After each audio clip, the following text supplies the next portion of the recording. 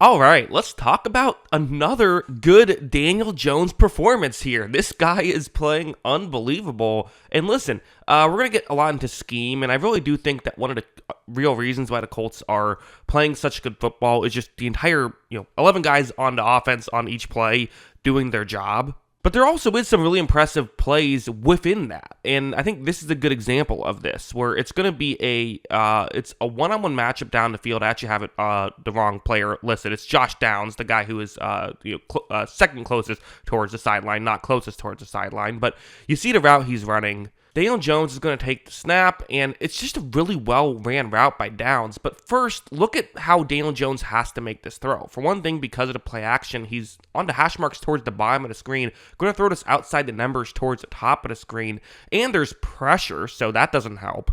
But watch him while under pressure make a perfect throw. Downs is able to get there. Really well-ran route, right? So, again, this is just everyone executing their job. It's a great route, and it's a great throw, and they're able to make that play work.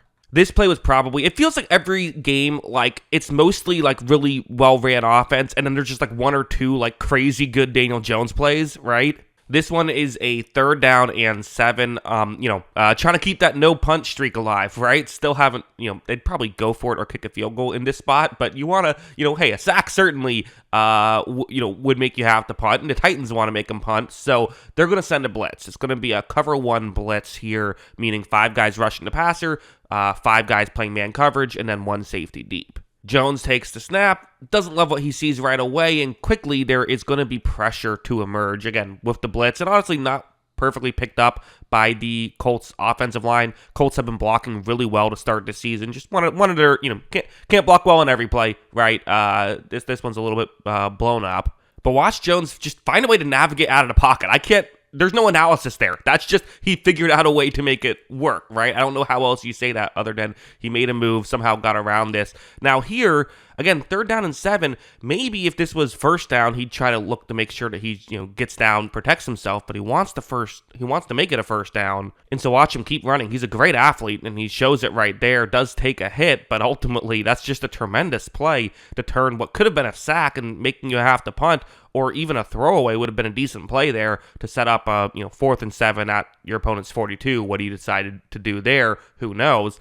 Instead, it's a 1st down. I mean, that's just a tremendous play from Jones. So now let's go over here. Let's just talk about I think this is, those are the fun plays, so I wanted to start off with those because they're fun. But let's get into really kind of why this team is working so effectively. I was trying to think, who is the worst starter out of the 11 guys on the Colts offense? It's hard to pick a guy, right? Jones is playing great. If Josh Downs, Alec Pierce, and Michael Pittman are your 3 wide receivers, they're all playing really good football. Jonathan Taylor is a great back. Tyler Warren's already been awesome as a tight end. And then for the offensive line, they have 5 good players right now. So it's they're just good everywhere, and that helps you with plays like this. It's a zone coverage concept, and you see there are 3 routes that are going to be important here.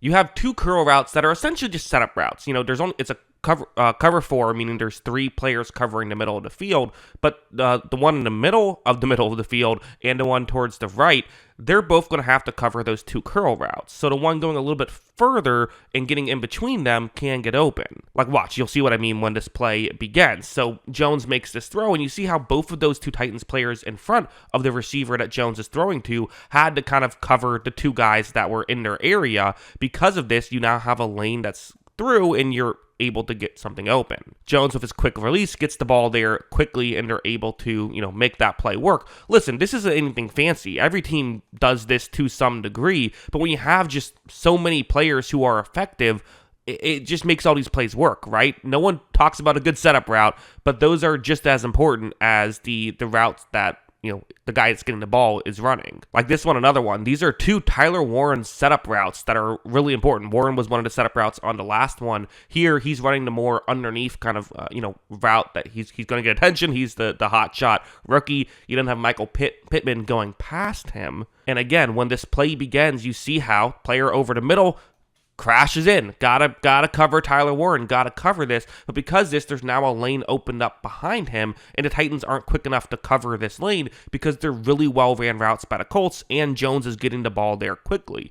It reminds me a lot of of Tua and what Tua did with the Dolphins when they were having their success. I know Tua's kind of fallen off this season, but like that's the biggest comparison I can come up with. You see, again, Jones makes this really good throw. And again, to be clear, I am not saying it's going to end up like Tua. I'm just saying like that's what these kind of concepts are. It's not you could make you can make it like the Patriots with Tom Brady too if you want to have a better comparison. We'll use that. We'll use Tom Brady instead. Maybe Colts fans will like that one better. But also stuff like this, just really, I mean, the scheme, not enough can be said about what Shane Steichen is doing with these X's and O's. You know, he's the favorite to win Coach of the Year, and that's usually just because it's a team that people didn't expect to be great, and now they're playing great.